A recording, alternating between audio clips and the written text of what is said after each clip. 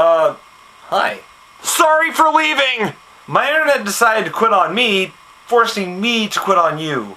In fact, the problem is fixed, but still not really fixed. Meaning that my internet works, but YouTube and I still aren't on speaking terms. So if you're seeing this, it means I found a creative way to upload it. Anyhow, I'm back now, hopefully to stay. That's right, internet. I'm back to subject you to my opinions once again. Enough with the intro, welcome to the penalty box.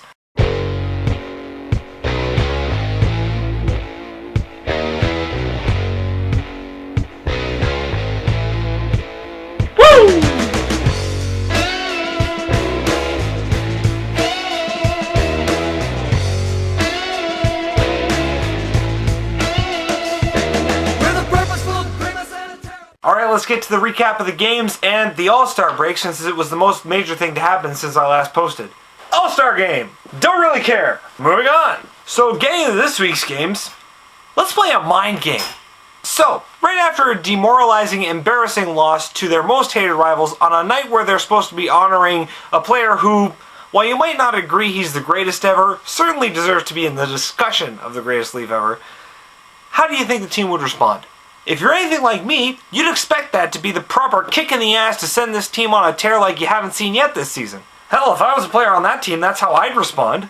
Try telling that to the team that played the Flames on Tuesday, as that team fell 5-1.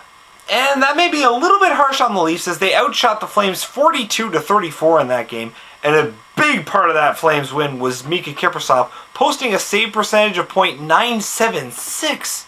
But then again, you're in the home stretch of the season playing a team you should be able to beat if you have playoff aspirations, in a game that's vital to those aspirations, and they still beat you by 4?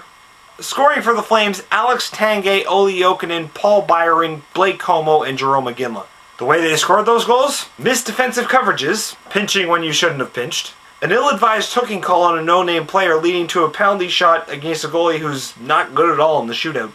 Cody Franzen and John Michael Lyles caught lazily puck watching instead of, playing defense. And Jerome McGinley.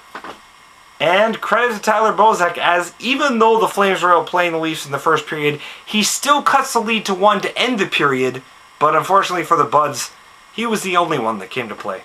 The Leafs got only a few more good quality chances after that, and just plain didn't play defense for the remainder. And hey, yeah, he wasn't helped much, but that doesn't excuse Jonas Gustafsson, who also had a night to forget, posting a save percentage of .852. I don't care if you're Andrew Raycroft, Vesa Toskala, or Justin Pogge, you simply do not let in that many goals, no matter how badly your defense hangs you out to dry. I mean, that goal by Alex Tanguay to start the party, any goaltender worth his salt stops that. The worst part of all this was the first of back-to-back nights, a situation the Leafs have been notoriously bad at all season long. They expend all the energy the first night and get blown out the second. But, wow, tell that to the team that played the Oilers on Wednesday, because that team wins 4-3 in overtime. Scoring for the Leafs in regulation, Joffrey Lupul with a beautiful shot from the face-off circle 40 seconds into the game, Matthew Lombardi with a sweet breakaway just under a minute after that, and Jake Gardiner with an awesome one-time slapper in the third on the power play. And for Edmonton, Grinder Ben Eager with a surprisingly nice one-timer just under a minute after the Lombardi goal. Yes, almost half the scoring was done in the first 2.5 minutes of the game. Taylor Hall with the lone goal of the second period, and Jordan Eberle with the clutch shot from one knee to tie it up late in the third. And off we go to overtime. After a terrible Tim Connolly turnover results against a 3-on-1 rush-up ice against the Leaf, Dion Phaneuf races back to break up the play, and here goes the 3-on-1 in the other direction. Lupul coming down the wing, holding.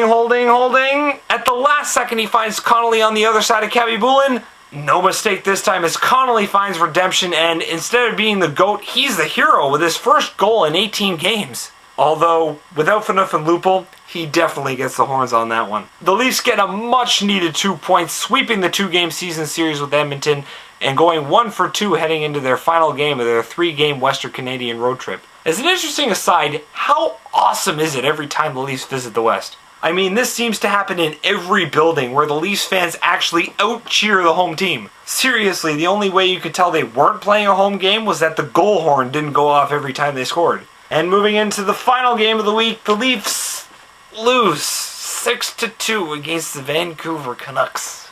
Scoring for Vancouver, Alex Burrows with 2, Manny Malhotra, Danny Sedin, Sammy Salo, and Kevin Bieksa. Scoring for Toronto, as if it matters, Dion Phaneuf and Nikolai Kulemin. And unfortunately, the blame for this loss is equally shared by the defense and the goalies. Because, as in Calgary, this game was full of sloppy defensive play, weak back checking, and really bad turnovers. And when you play a team like Calgary, they'll make you pay. And when you play a team like Vancouver, they'll make you pay more. But even if you commit those turnovers and bad defensive efforts, your goalie still needs to bail you out a couple of times. And James Reimer was just not up to the task on Saturday. He allows 4 goals on 18 shots, getting the hook midway through the second for a save percentage of .777, and at that point the game was just over.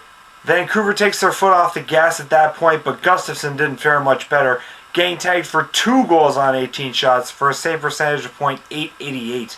It remains 6-1 until the final 19 seconds when Kulemin notched his tally, but no arms being raised on that one as the Leafs just got destroyed. Well, that's not a playoff team. And going back to the goalies, what the hell? With Ron Wilson playing a win-and-you're-in style of goaltending, both these goalies have gone stone cold. Yeah, that worked well with Gustafsson in January, but even then I was thinking, yeah, these wins are nice, but Reimer's gotta be your guy down the stretch. I mean, we've seen what he's capable of, but with the sophomore curse making him terribly inconsistent, where do you turn? Especially when your forwards can't seem to buy a goal. But he's got to find a way to turn it on with the team going nowhere fast and another year out of the playoffs seeming more and more likely with each passing game. The only saving grace in this situation is that the team in 9th place, the Washington Capitals, keep losing, keeping pace with us. Unfortunately, the chance to put some space between you and the Caps just passed. Because here's who Washington played last week. The New York Rangers, Florida, San Jose, and Tampa Bay. Okay, maybe Florida and Tampa Bay aren't as intimidating as those other two, but Florida still leads their division, which Washington happens to be in, and Tampa Bay still has the league leader in goals in their team in Steven Stamkos. But now Washington sits 1 point back of the Leafs with a game in hand. And guess who their next opponent is? The East's doormat, Carolina Hurricanes! The Leafs-Caps next matchup on Saturday is vital. And before I go from this doom and gloom vlog, I wanted to comment on the Rick Nash situation. Now, for those of you who don't pay attention to the constant trade rumor coverage and rampant speculation this time of year, first of all, good for you. Anyway, the hockey world recently went abuzz with the news that Columbus Blue Jackets forward Rick Nash is apparently on the market. And nowhere was this buzz louder than the city that has the most immense of man crushes on Rick Nash, Toronto. Seriously, it's like a stadium of vuvuzelas outside. Reminds me of the eardrum assault of the World Cup telecasts. So because it's Toronto and people like throwing around irrational trade proposals, people immediately began hurling names that we could trade for them. The most prevalent of the proposals I'm hearing involve some combination of the following: Luke Schenn, Mikhail Grabowski, Nazem Kadri, and James Reimer. So in other words, a top 10 draft pick who isn't really working out for us, a goalie who's mired in an awful slump, and 2 pretty good players. But here's what I'm going to say about this situation, and if you've been watching these vlogs for a while, you know what it's going to be, because I say this about every irrational trade proposal. Put a sock in it! First off, yes, Rick Nash is a Toronto boy. He'd probably like to play here, but it's not his decision. Second, if you think that Columbus is going to give up their franchise player and captain for a top 10 draft pick that isn't playing up to his potential, a goalie that isn't playing up to his potential, and 2 above average players, you are out of your tree! Yes, Grabo is one of the best second liners in the league. No one's debating that. But when Nash is on his game, he's one of the best players in the league. Period. And thirdly, and most importantly, a trade is not going to help this team. Think for a second, how have the Leafs lost the past few losses? Very completely. Bad defense, bad goaltending, and bad offensive pressure. So unless you expect Rick Nash to strap on a pair of goalie pads and play all 3 positions simultaneously, he ain't gonna fix the problem. Yes, I sympathize. When the team starts losing, the natural knee-jerk reaction is to demand a trade. But if you make some random trade that doesn't even address the issue, what good is that? And the most major thing here? A lack of confidence, and that starts from the net out. So the Leafs should trade for a goalie, right? No, because Reimer, even though he's having a crummy year, when he's on his game, he has the ability to play like a Vezina candidate. I mean, imagine how it would be to trade him to Columbus and then see him light it up next year. Tuukka Rask, anyone? Okay, sorry to bring that guy up, but I think you see my point. Anyway, sermon over, video over, I'm out of gas. The Leafs have an interesting week ahead of them. I'll catch you on the other side. Go Leafs, go!